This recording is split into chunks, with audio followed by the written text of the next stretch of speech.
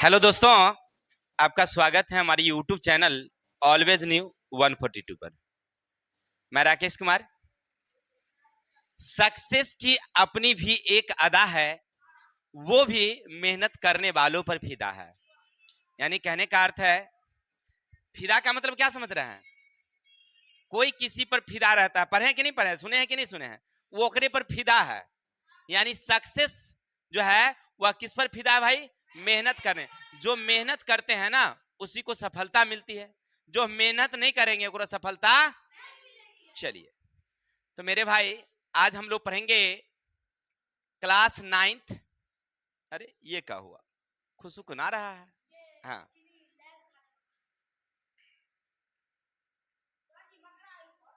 कहाँ?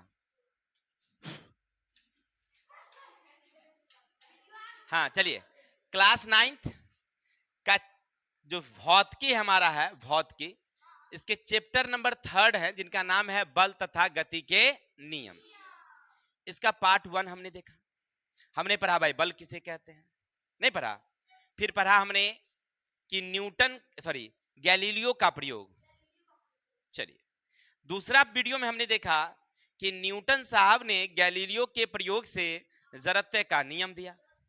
तो हमें यह समझ में आया कि न्यूटन के प्रथम गति नियम से जड़त्व का नियम हमें पता चला। भाई जड़त्व किसे कहते हैं? तो अवस्था को जड़त्व बोले, एक विराम और एक गति। दूसरा हमने पढ़ा न्यूटन का द्वितीय गति नियम, जिससे बल की परिभाषा मिलती है। याद रखेंगे, न्यूटन के प्रथम गति नियम से जड़त्व की परिभाषा और न्यूटन के द्वितीय गति नियम से बल की परिभाषा, है ना। अब पढ़ेंगे हम लोग न्यूटन का तृतीय गति नियम। नहीं, पहले वाले में भी कई उदाहरण देखा, द्वितीय वाले में हमने कई उदाहरण देखा कि चलती बस से लोग काहे गिर जाता है ना, नहीं ऐसे। अब पढ़ेंगे हम लोग तृतीय गति नियम कि न्यूटन साहब ने तृतीय गति नियम। तो हम लोग तृतीय गति नियम की ओर चलेंगे।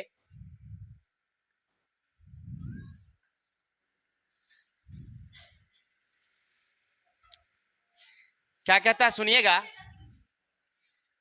न्यूटन के तृतीय गति नियम। न्यूटन सर्वप्रथम द्वितीय, पहले और द्वितीय नियम दिया, नहीं तो पहले नियम में उन्होंने क्या बताया? जड़त्व का नियम। उन्होंने कहा कि दुनिया की जितनी भी वस्तुएं होती है अपनी अवस्था को तब तक बनाए रखती है जब तक कि उस पर कोई बाह्य बल। दूसरा उन्होंने बताया द्वितीय गति नियम में कि बल की परिभाषा पता चला। नहीं, वही कह रहे हैं, पहले नियम से किसी वस्तु के असंतुलित बल लगने पर गति उत्पन्न होता है। यानी अगर मान लीजिए कोई ट्रक खड़ी है, हम उसको धक्का दे रहे थे, क्या चला था? नहीं चला था। लेकिन जब हमने उसको ज्यादा धक्का दिया, कई लोग मिल गए, तो जो ट्रक का जड़त्व है उससे ज्यादा बल हमारा हो गया, तब वो चला। एक साइकिल खड़ी है, हम उसको धक्का देंगे तो क्या होगा? हमारा जड़त्व ज्यादा है, सॉरी हमारा बल ज्यादा है, तो चल देगी। नहीं, लेकिन अगर वही ट्रक में हम धक्का देंगे चलेगा? क्यों? क्योंकि हमारा बल संतुलित हो गया और साइकिल में हमारा बल क्या हो गया? असंतुलित हो गया। पहले नियम में ये बताया। दूसरे नियम में बल लगाने पर उत्पन्न त्वरण बल के समानुपाती होता है, नहीं पढ़े थे हम लोग। दूसरे नियम में उन्होंने क्या कहा कि जब हम बल लगाते हैं तो त्वरण उत्पन्न होता है, और ये त्वरण क्या होता है? बल के माने जितना धक्का देंगे उतनी चलेगी। पढ़े थे नहीं सब? चलिए, लेकिन तीसरा नियम क्या कहता है सो देखिए कि आप किसी वस्तु पर अगर बल लगाते हैं तो दूसरा वस्तु भी हम पर उतनी ही बल लगाती है। नहीं समझ बात को? आपको हम मारते हैं ना, तो चोट हमें भी लगती है। यही बात न्यूटन साहब ने कहा। आपको अगर हम कुछ कहते हैं उसका प्रभाव हम पर भी पड़ता है। आपको अगर हम मतलब प्रेस करते हैं, दबाव करते हैं, तो उसका प्रभाव हम पर भी पड़ता है।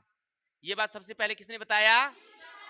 अर्थात देखिए, दो वस्तुओं में अनुन्य क्रिया, पहली वस्तु द्वारा दूसरी वस्तु पर लगाया गया बल दूसरी वस्तु द्वारा पहली वस्तु पर लगाया गया बल बराबर होती है। मतलब समझ रहे हैं कि अगर आप पर हम बल लगाते हैं तो आप भी हम पर उतनी ही बल लगाते हैं, और दोनों क्या होती है? बराबर बराबर होती है। समझे? फिर कह रहा है विपरीत दिशा में और लेकिन उल्टी होती है। समझे? नहीं समझ में आई? चलते हैं उदाहरण के तौर पर। क्रिया और प्रतिक्रिया दोनों भिन्न भिन्न वस्तुओं पर काम करती है। जैसे उदाहरण समझिए कि मान लीजिए अगर आप उधर से खड़े हैं, हम इधर से खड़े हैं, दोनों आदमी बल लगाइए, तो आप भी बल लगाते हैं और हम भी बल लगाते हैं, तो दोनों एक दूसरे के विपरीत में लगाए, ठीक है, और दोनों का बल क्या होगा, बराबर होगा। जैसे उदाहरण देखिए समझिए, उन्होंने इसके लिए कई उदाहरण समझाए। आप अगर चल रहे हैं, कैसे चलते हैं सोचिए, पैर से चलते हैं, यही सोच रहे होंगे, लेकिन नहीं मेरे भाई, ऐसे नहीं होता है। देखिए आप जब चलते हैं तो गौर करिएगा थोड़ा सा, कि जब चलते हैं ना, तो जब उठने लगते हैं तो आप अपना एड़ी उठाते हैं, आप पंजा को पीछे की ओर बल लगाते हैं। थोड़ा सा ध्यान दीजिए, कैसे चलते हैं, ऐसे चलते हैं तो हमारी पंजा आगे की जो उंगलियां हैं पैर की, वो पीछे की ओर बल लगाती है। तो जितना बल हम पीछे की ओर लगाते हैं, किसमें, पृथ्वी में, उतनी ही बल पृथ्वी हमें आगे की ओर लगाती है, तो हम चल पाते हैं। कोई दिक्कत, गौर करके देखिएगा। जब शादीशुदा लड़कियां जब ससुराल जाती है पहली बारी, तो धीरे धीरे चलती है, कहीं गिर ना जाए, नहीं, क्योंकि उसका तनी एरी में रहता है, वो इतनी को लगेले, कौन सी रहता है उसको, एरी में नहीं रहता है जी, इतने मोट के कथी रहता है पूरा, हाँ सैंडल कहते हैं उसको, हाँ, इतना मोट के रहेगी अपने तनी को, लेकिन सैंडल पहन के इतने को हो जाएगी नमहर, हाँ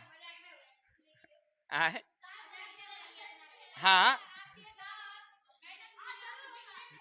चलिए चलेगी तो कहीं गिर उड़ जाए तो ओकरे लगे धीरे धीरे चलेगी ना करके, हाँ। अब चलिए, अब करेंगे हम लोग, वो जब चलती है तो धीरे धीरे चलती है, उसको हम लोग देहाती भाषा में कहते हैं दुल्हन चाल, ना जी, हाँ, दुल्हनिया वाला चाल। तो वो धीरे धीरे चलती है, तो उसमें धीरे धीरे बल लगाती है। लेकिन जब हम लोग चलते हैं तेजी से, तो तेजी से बल लगाते हैं, और जब दौड़ते हैं, सुनिएगा, हेलो, और जब दौड़ते हैं तो हम और तेजी से बल लगाते हैं। यानी कहने का अर्थ है कि जितनी आप तेजी से बल लगाएंगे, उतनी ही बल पृथ्वी आपको आगे की ओर लगाएगी। समझ में आई बात है? ये बात सबसे पहले किसने बताया हमें, न्यूटन। इसी को कहते हैं न्यूटन का तृतीय गति। आपसे अगर कोई पूछे कि न्यूटन का तृतीय गति नियम क्या है, तो लिखिएगा, दो वस्तुओं के बीच अनोन्य क्रिया होती है। दो वस्तुओं के बीच, पहली वस्तु दूसरी वस्तु पर जितनी बल लगाती है, दूसरी वस्तु उतनी ही बल पहली वस्तु पर लगाती है, लेकिन दोनों बराबर बराबर और विपरीत दिशा में। ठीक है, सुनिएगा, दो वस्तुओं के बीच अनोन्य क्रिया, पहली वस्तु जितनी बल दूसरे वस्तु पर लगाती है, दूसरी वस्तु भी उतनी ही बल पहली वस्तु पर लगाती है, लेकिन विपरीत दिशा में और बराबर बराबर। किसी को दिक्कत? अब आगे बढ़ेंगे हम लोग। क्रिया और प्रतिक्रिया हमेशा एक साथ, यानी कि हम आप पर बल लगाएंगे तो आप भी हम पर बल लगाएंगे। क्रिया बराबर और विपरीत होती है। क्लियर? न्यूटन के तृतीय गति नियम को प्रदर्शित करने वाले कुछ प्रयोग हैं, जैसे दो कमानीदार तुलाओं द्वारा तृतीय गति नियम का प्रदर्शन होता है। देखिए, दो कमानीदार तुला है ना, दो कमानीदार तुला है, और उसके बीच में अगर आप देखेंगे तो न्यूटन के तृतीय गति नियम का क्या होता है, प्रदर्शन देखने को मिलेगा। जैसे देखिए, कमानीदार तुला समझ रहे हैं ना? नहीं समझ रहे हैं? कभी गैस भराने गए हैं आप लोग? सिलेंडर में गैस भराने नहीं गए हैं? देखिए, या आपके यहाँ आता होगा कबाड़ी यार खरीदने वाला, कबाड़ी खरीदने वाला रस्सी बंडल बांध देता होगा कॉपी यार का, एगो इतनी को निकालता है पॉकेट में से, देखे है ना, एना के फंसा देगा हुक में, ऐसे करके खींचता है, वही कमानीदार तुला है। एगो होता है जो बनिया रखता है तराजू वाला, उसको कहते हैं दंड तुला, में दंडी रहता है, डंडी, तो दंड तुला हुआ, कमानीदार तुला। देखिए, ये रहेगा ऐसे करके रहता है एगो बॉक्स, और में रहता है ऐसे करके नंबर लिखल, समझ रहे? में रहता है आधा kilo, 1 kilo, 2 kilo, 3 kilo, 4 kilo, 5 kilo, 6 kilo, 7 kilo, ऐसे करके रहता है नंबर लिखल।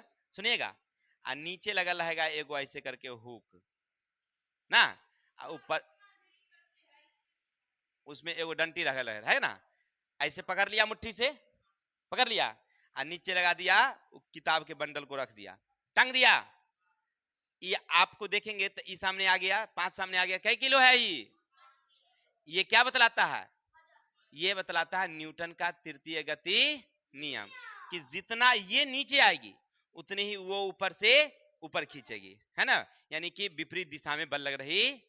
इसी तरह से अन्य परखनली कॉर्क में भी इसी तरह को देखने को मिलता है, या बैलिन स्पॉट में भी इसी तरह के प्रयोग देखने को मिलती है। चलिए ये तो आप नहीं समझ पाएंगे, इसको समझते हैं। मेज पर पड़ी किताब, समझिएगा, मेज पर कोई किताब पड़ी है, अगर आप उसमें बल लगाएंगे नहीं पड़ेगा, तो आप जितना बल मेज पर लगाते हैं किताब पर, उतनी ही किताब आप पर भी बल लगाती है, लेकिन किस दिशा में? जैसे देखिए ये मेज है, टेबल, ऊपर आप किताब रखे हुए हैं, कोई दिक्कत?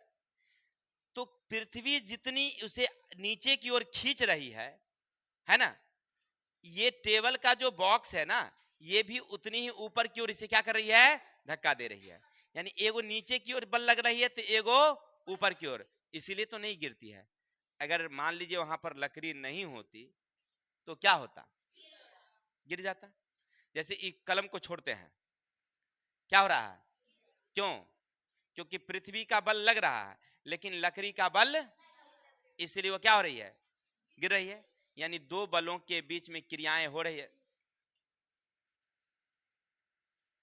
दो बलों के बीच में क्रियाएं हो रही है। अब आगे सुनिएगा, आदमी जमीन पर टहलना किसके कारण? न्यूटन के। जैसे हमने बताया कि हम जब पृथ्वी पर बल लगाते हैं तो जितनी बल हम लोग पीछे की ओर लगाते हैं उतनी ही बल आगे की ओर लगती है। नाव का खेना, नाव पर कभी चढ़े आप लोग या देखे हैं नाव को खेते हुए? एगो देखिएगा लाठी लखड़े रहता है, इसे करके, है कि नहीं? तो जितना तेजी से लाठी को मारेगा पीछे, उतनी ही तेजी से नौवा नहीं बढ़ेगी। इसका मतलब है कि हम जितना तेजी से पीछे बल लगाते हैं पानी में, पानी ही उतनी तेजी से बल हमें आगे की ओर लगाती है। कोई दिक्कत? यहाँ पर क्या है? दो बलों के बीच में, दो वस्तुओं के बीच में अनोन्य क्रिया चल रही है कि जितना आप तेजी से पीछे पानी को फेंकेंगे उतनी ही। चलिए आगे, नाव के किनारे पर कूदना, नाव को किनारे पर कूदना। जैसे देखिए कभी नाव वार पर चढ़े आप लोग? तजर्बे नहीं किए हैं क्योंकि बारिश अपने यहाँ होती नहीं है। हम बचपन में आप ही लोगों के बराबर थे, या आप लोगों से छोटे ही होंगे, हमको याद है, छोटे ही होंगे, 9वीं में नहीं पढ़ रहे थे, हमको याद है 7वीं 8वीं में पढ़ रहे होंगे। तो एक बार भोजपुर पर हाट जा रहे थे, है ना, यहाँ से गए, अब पहले पुल नहीं था, जो पुल है ना भोजपुर में, वो पुल नहीं था, तो ऐसी गड्ढ था और नदी था, अपना जा रहे थे। इधर हम लोग चढ़े, अब बहुत आदमी बैठ गया, हाट का दिन था, बहुत आदमी बैठ गया। जब नाव तन के अंदर गया, मैंने किनारे से तन का चला अंदर, कि डगमग डगमग ऐसे करने लगा कि मैं पनिया भरने लगा, कि हम झपाक सिना कूद गए, इतना पानी में छप सिना कूदे। हाँ कूदे तो कपड़ा तो भींग ही गया, लेकिन डर से कूद गए कि बाबू पूरा नौवा डूबिए गया, वो थे ना, इतना पानी उसमें आदमी बैठ गया कि नौवा क्या हो गया? डूब गया। हल्ला सब हो गया, बहुत आदमी कूद कूद के भागा, लेकिन किनारिये में था, ज्यादा पानी में नहीं गया था अभी। हम घूम के गए मैनका होकर के, मैनका पुल पर माहे होकर के घूम के आए, फिर भोजपुर, फिर घूम के माहे घूम के आए घर। बड़ी लंबा दूरी हो गया, नहीं हो गया? तो देखिए क्या हुआ कि नाव पर जब हम कूदेंगे, जैसे मान लीजिए नाव है ऐसे, नौवा ऐसे मान लीजिए, ई पर पैर रखे, हम छलांग लगाए किधर की तरफ? बाहर की तरफ। तो नौवा किधर भाग गई? नीचे की तरफ नहीं जाएगी। ऐसे नाव है, इस पर कोई किनारे पर खड़ा हो जाए, छलांग लगाए ऐसे, तो हम बल किधर लगाए? इधर की तरफ, नीचे की तरफ हम बल लगाए, तो नौवा हमको क्या लगाई? ऊपर की ओर।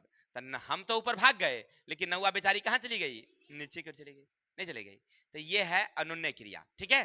आगे चलेंगे, कुएं से जल खींचना। देखिए मान लीजिए कुएं से आप जल, कोई पानी खींचे हैं कुआं से? कौन कौन खींचे हैं? अब मत जाइएगा कुआं पर, क्योंकि अब देखिए अपने आप कुआं अच्छा है कोई? क्या कोई अच्छा नहीं है। मिट्टी उट्टी गीला उला रहेगा, कहीं जाइएगा आपको ले ली नीचे गुड़ कूद जाए, कौन ठिकाना है क्या जी? हाँ जगत वाला है तो ठीक है, जिसमें लहरा हो रहा है तो चलिए। तो हम लोग कुआं पानी खींच रहे हैं, तो हम उधर डोल को किधर खींच रहे हैं? तो डोल हमें किधर खींच रही है? नीचे को नहीं खींचते, लगता नहीं आपको? तो यहाँ पर क्या हो रहा है? तृतीय गति नियम, यानी आप बल ऊपर की ओर लगा रहे हैं, तो जो डोरी है, डोल है, बाल्टी है, वो आपको नीचे की ओर खींच रही है, यानी विपरीत बल लग रहा है। कोई दिक्कत? चलिए आगे हैं, बंदूक का प्रति छेप। जैसे बंदूक आप छोड़ते हैं, अरे वीडियो तुम शायद गलती निकाल लिया है, इसमें शायद अब इतने पर है। चलो, बंदूक का प्रतिच्छेद, जैसे देखिए बंदूक जैसे गोली छोड़ते हैं आप लोग, तो आप देखिए गोली छोड़ने वाला भी कला होता है, सब लोगों से नहीं होती है। बंदूक छोड़िएगा ना तो बंदूक आपको पीछे की ओर भागेगा। जितनी तेजी से गोली आगे भागती है उतनी ही तेजी से वो पीछे की ओर भागती है। हो सकता है कि आप अगर मान लीजिए मारिएगा, हाथ आपका संभाल में ना है तो मारिएगा गोली, और गोली तो अगला वाला को लगेगा कि नहीं लगेगा वो राम जाने, लेकिन आप जरूर मर जाइएगा। गोली से नहीं, गोली से नहीं, ओकरे बंदूक के चोट से। इसीलिए जो राइफल ऊपर छोड़ने वाला होता है वो बंदूक को कन्हा में सटा के तब एकदम ताकत से मारता, ठिचकाए, हाँ लग गया, समझे। और नहीं तो एना के धर के मारिएगा, गोली होने जाएगा, आप उलट जाएगा है ना उल्टे, ज्यादा चोट लग सकता है, मर भी सकते हैं, नहीं मर सकते हैं गोली से नहीं, लेकिन चोट से मर सकते हैं। इसीलिए क्यों, क्योंकि बंदूक में गोली जितनी तेजी से आगे हो जाती है बंदूक उतनी तेजी से पीछे हटती है। लेकिन फिल्म में तो एक्शन वाला रहता है, वो सब झुटौका रहता है, हेन्ना हेन्ना फट फट फट फट, मैंने पता नहीं चलता है कि गोली छोड़ रहा है लेकिन आवाज आ रहा है ढनक ढनक। तो उस सब की बात नहीं करना है, लेकिन गोली छोड़ना भी बहुत ताकत लगता है उसमें। आप लोग बंदूक देखे होंगे चाहे नहीं देखे होंगे, देखे हैं कि नहीं आप लोग, छोड़बो किए हैं आप लोग? नहीं, हम तो देखे हैं भाई, छोड़े नहीं है लेकिन देखे हैं हम लोग। चलिए, बहुत दिन पहले देखे थे। चलिए तो आगे चलते हम लोग। देख रहे थे कि बंदूक की गति के बारे में। आगे है रॉकेट की गति। रॉकेट देखे हैं, रॉकेट, हाँ आकाश में नहीं चलते हैं। आप लोग ऐसे नहीं देखे होंगे लेकिन हम तो ऐसे देखे हैं। एक बारी अपने गांव में ना गिर गया था, इसी ऐसे ही गेहूं कटने का दिन था, थे ना, और अपने चौर में ना एगो रॉकेट गिर गया था, थे ना, इतना बड़ा था, थे ना, और उसमें कई मतलब पार्ट उठ था, कई गुना वो गिरा हुआ था।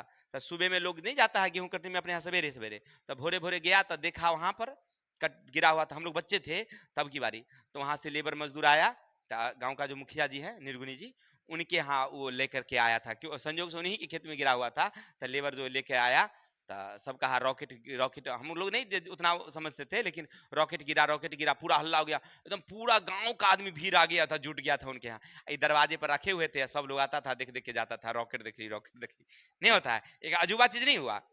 देखिए उसमें क्या होता है समझिएगा, कि रॉकेट जब चलती है उसमें से धुआं जो होती है वो पीछे की ओर भागता है।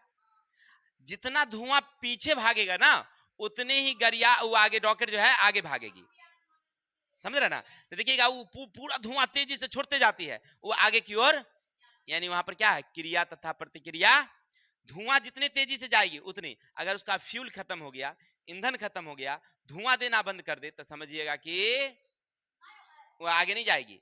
समझ में आ रही बात है। घोड़ा गाड़ी को कैसे खींचता है, तो सेम कहानी, क्योंकि घोड़ा देखिएगा चलती है ना, तो घोड़ा टाप मारती है पीछे की ओर, अपनी टंगड़िया को मारती है, किस पर मारती है, पृथ्वी पर। तो जितना तेजी से पृथ्वी पर वो अपनी बल को लगाती है उतनी तेजी से पृथ्वी से आगे की ओर धक्का देती है, अर्थात घोड़ा गाड़ी को खींच पा। आपसे परीक्षा में पूछेगा कि घोड़ा गाड़ी को कैसे खींच पाती है, तो लिखेंगे न्यूटन के तृतीय गति नियम अनुसार। न्यूटन के, घोड़ा पृथ्वी पर जितना पीछे की ओर बल लगाती है, पृथ्वी उतनी ही बल घोड़ा गाड़ी पर आगे की ओर लगाती है, इसलिए घोड़ा आगे बढ़ता है, अर्थात गाड़ी को खींच पाता है। सूर्य, पृथ्वी और चंद्रमा, देखिए सूर्य, पृथ्वी और चंद्रमा ना तीनों अपनी अपनी गुरुत्वाकर्षण है। हम पृथ्वी पर क्यों टिके हुए हैं, गुरुत्वाकर्षण के कारण। चांद पर गुरुत्वाकर्षण है, सूरज के पास गुरुत्वाकर्षण है, सबकी गुरुत्वाकर्षण है। लेकिन अगर मान लीजिए अगर पृथ्वी का गुरुत्वाकर्षण नहीं होता तो सूर्य उसको क्या कर लेती, खींच लेती। तो सब अपनी अपनी गुरुत्वाकर्षण से अपनी अपनी जगह पर है, क्रिया पर है ना, टिंगा हुआ है एक सन के, ऐसे करके समझिए गौर करके। जैसे एक सूरज यहाँ है, एक अपना पृथ्वी यहाँ पर है, एक यहाँ पर चंद्रमा अपनी है ना, सब अपनी अपनी जगह पर है। इसका अपना गुरुत्वाकर्षण है, इसका अपना गुरुत्वाकर्षण, इसका अपना गुरुत्वाकर्षण है। अगर इसमें गुरुत्वाकर्षण नहीं होता तो हो सकता है इसको खींच लेता, इसको गुरुत्वाकर्षण नहीं था इसको खींच लेता, तो सब जाके हम लोग क्या हो जाते, एक जगह सट जाते, नहीं सट जाते, तो पृथ्वी नाचती घूमती नहीं होती। यानी सबका गुरुत्वाकर्षण है, सब अपनी अपनी बलों के साथ चलती है। तो आपने क्या पढ़ा, न्यूटन का तृतीय गति नियम, उससे जुड़ी हुई प्रयोग। अब लास्ट पॉइंट हमारा बच गया है संवेग संरक्षण। हम लोग पढ़े थे अभी पिछले दिन, सुनिएगा, हम लोग पढ़े थे पिछले दिन कि संवेग किसे कहते हैं। आरुषि बताएंगे आप संवेग किसे कहते हैं? काहे नहीं बताएंगे? किसी वस्तु के द्रव्यमान और वेग के गुणनफल को, वस्तु के द्रव्यमान और वेग के गुणनफल को, ठीक है। अब कहता है संवेग संरक्षण, यानी किसी, न्यूटन साहब ने कहा कि स्पष्ट है कि यदि वस्तु पर कोई बल आरोपित न हो तो उसका संवेग में कोई परिवर्तन नहीं होगा। जैसे मान लीजिए कोई चल रही है, अगर 10 के स्पीड से चल रही है, उसके विरोध में हम कोई बल नहीं लगाएं तो क्या वो आगे चलेगी? विरोध में नहीं लगाएंगे तो वो चलते रहेगी। तो अगर समझिए, मान लीजिए मेरा वजन 60 केजी है, कितना है? हम 10 के स्पीड से चल रहे हैं, तो हमारा संवेग कितना हो गया? 600। नहीं, अब समझिए, ये 600 अगर हमारे बल में, बल जो गति है 10 है, 10 को ना बढ़ाया जाए ना ही कमाया जाए, तो हमारा संवेग वही रहेगा कि संवेग कम जाएगा? वही रहेगा ना। उसी को कहते हैं हम लोग संवेग संरक्षण, यानी किसी वस्तु पर कोई बाह्य बल न लगाएंगे, उसके द्रव्यमान को हम अछूता रखेंगे, उसको कम बेस नहीं करेंगे, तब वस्तु का संवेग जो है वही रहेगा, अर्थात उसे कहते हैं संवेग संरक्षण का सिद्धांत। अर्थात वस्तुओं के निकाय पर यदि बाह्य बल आरोपित न हो तो संयुक्त निकाय कुल संवेग संरक्षित रहता है। क्लियर? फिर समझते हैं कि किसी वस्तु पर अगर बाहर से कोई बल नहीं लगाएंगे, उसके द्रव्यमान में हेरा फेरी नहीं करेंगे, तो उसका संवेग वही रहेगा जो पहले थी। मान लीजिए एक वस्तु लीजिए, एक पिंड जिसका द्रव्यमान m है, जिसका द्रव्यमान, उसकी वेग अभी u है ना, तो संवेग क्या होगा? तो mu। कोई दिक्कत? अब दूसरा द्रव्यमान लीजिए m, उसका वेग रखिए v, तो इसका क्या हो जाएगा? m भी हो जाएगी। नहीं, इसी का दीजिए m वस्तु m1 कर दीजिए, दूसरी वस्तु, अब वेग को mu कर दीजिए, तो इसका संवेग क्या होगा? m1 u1। इसका क्या हो जाएगा? m1 v1, तो m1 v1 मान लीजिए, होगा ना। तो इस तरह से संवेग है। अब मान लीजिए दोनों को टकरा दीजिए, दो गोला लीजिए और दोनों को टकराइए, तो हम जानते हैं कि ऊर्जा कभी समाप्त नहीं होती है, ऊर्जा रूप बदलती है। इसी तरह से जब संवेग होंगे उसके, तो द्रव्यमान तो वही रहेगा, उसकी गति में क्या आ जाएगी? थोड़ी सी कमी आएगी। दो साइकिल टकराइए तो क्या होगा? साइकिल जितनी स्पीड चल रही है क्या उतना रहेगा? नहीं रहेगा। लेकिन जब टकराएगी ना, तो वो अपनी गति किसको देगी? इसको देगी। ई वाली गति नहीं। जैसे मान लीजिए हम साइकिल से जा रहे हैं, उधर से बोलेरो हमारा आया, अब मार दिया, तो कै रन से हम चल गए? 6 रन से एकदम बाउंड्री लाइन के पार चल जाएंगे क्या? नहीं हो जाएगा। एक के बार उठेंगे, ऊपर जाएंगे, ऊपर से नीचे गिरेंगे धमाक से, तो उसकी गति कहां चली गई? हम में आ गई। अर्थात उसका जो संवेग था वो जो पहले था वही है, उसमें कोई परिवर्तन। इसी को कहते हैं हम लोग संवेग संरक्षण का सिद्धांत। चलिए, कोई दिक्कत? अब थोड़ा सा एक पॉइंट और बच गया है। संवेग संरक्षण के कुछ उदाहरण हैं। जैसे नंबर 1, हमारे दैनिक जीवन में बंदूक का प्रतिक्षेप, बंदूक का प्रतिक्षेप, यानी बंदूक जब गोली निकलती है तो उसकी गोलियां आगे बढ़ती है जितनी तेजी से, उतनी ही तेजी से वो पीछे हटती है, नहीं हटती है। अर्थात उसके जो संवेग हैं वो सुरक्षित रहते हैं। रॉकेट के नोदन में भी वही कहानी अभी पढ़े हम लोग कि जितनी तेजी से वो आगे निकलती है उतनी ही तेजी से पीछे हटती है, उसका संवेग कभी समाप्त। कोई दिक्कत? तो इतना हो गया, तो क्लियर हो गया। छोटा सा ही वीडियो था हमारा, तो आज के लिए इतनी ही रहने देते हैं। कल मिलेंगे नेक्स्ट वीडियो के साथ, तब तक के लिए जय हिंद, जय भारत। अब आप लोग कॉपी खोलेंगे